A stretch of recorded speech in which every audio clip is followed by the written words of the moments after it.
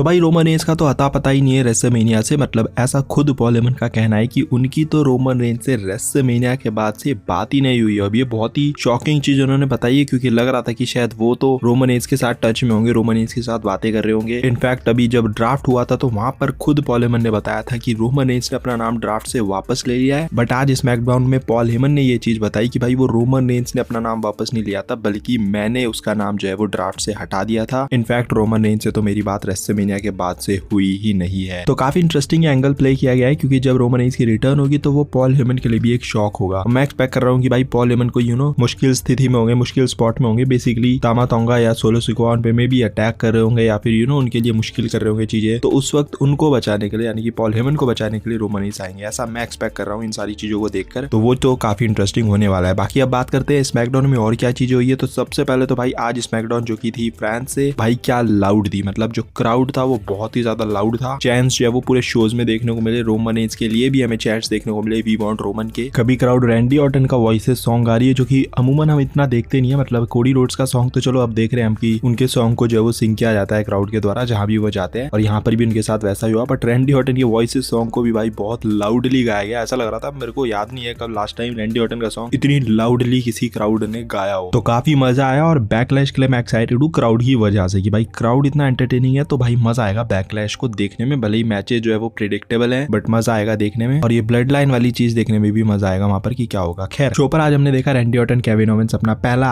RKO show host करते हैं, मतलब RKO नहीं RKO शो। आर पे थोड़ा सा गैप लगाना पड़ेगा, बिकॉज RKO तो रैंडी ऑर्टन वाला RKO हो गया, पर यहाँ पर आर जो है वो रैंडी ऑर्टन वाला है और KO जो है वो केविन ओवेंस वाला है, तो इसलिए आर फिर थोड़ा सा गैप लो और फिर KO बोलो। अब शो में दोनों मजे ही ले रहे होते हैं क्राउड के साथ कि पॉल हेमन वहां पर देखने को मिलते हैं। पॉल हेमन बोलते हैं उन दोनों को कि तुम अपना नाम वापस ले लो इस मैच से, यानी कि तुम पार्टिसिपेट ही ना करो इस मैच के अंदर जो बैकलैश के अंदर होने वाला है, क्योंकि पॉल हेमन का ये मानना है कि सोलो सिकोआ टामा टोंगा इन दोनों के साथ बहुत ही कुछ बुरा करने वाले हैं, बहुत मतलब ब्रूटली इनको मारने वाले हैं। और इस बार पॉल हेमन ऐसा नहीं है कि सोलो सिकोआ की साइड रहकर ये चीज बोल रहे हैं, जैसे अमूमन वो ब्रॉक लेसनर के लिए बोला करते थे कि भाई ब्रॉक लेसनर तुम्हें बहुत गंदा मारेगा ये वो सो। तो वो इस वजह से नहीं, बल्कि वो रैंडी ऑर्टन और केविन ओवेंस के लिए उनको रोकना चाह रहे थे कि भाई तुम्हारे साथ जो है वो काफी खराब हो जाएगा, और वो चीजें उनके कंट्रोल में नहीं है। इनफैक्ट रैंडी ऑर्टन जब उनसे पूछते हैं कि भाई रियल ट्राइबल चीफ कौन है, तो पॉल हेमन बोलते हैं कि भाई क्राउड भी जानती है कि कौन है रियल ट्राइबल चीफ, क्योंकि उस वक्त रोमन रेंज के चैंट्स क्राउड लगा रही होती है। पॉल हेमन बोलते हैं कि क्राउड को खुद को पता है, सबको पता है पूरी दुनिया को कि कौन है रियल ट्राइबल चीफ। जैसे वो ये चीज सेंटेंस जो है वो खत्म कर ही होते हैं कि सोलो सिकोआ टामा टोंगा जो है वो अटैक कर देते हैं रैंडी ऑर्टन और केविन ओवेंस के ऊपर। उसके बाद एक ब्रॉल देखने को मिलती है, सेपरेशन आती है सिक्योरिटीज वगैरह की तरफ से, और ये जो सेगमेंट है ये वहां पर तो एंड हो जाता है। बट जब शो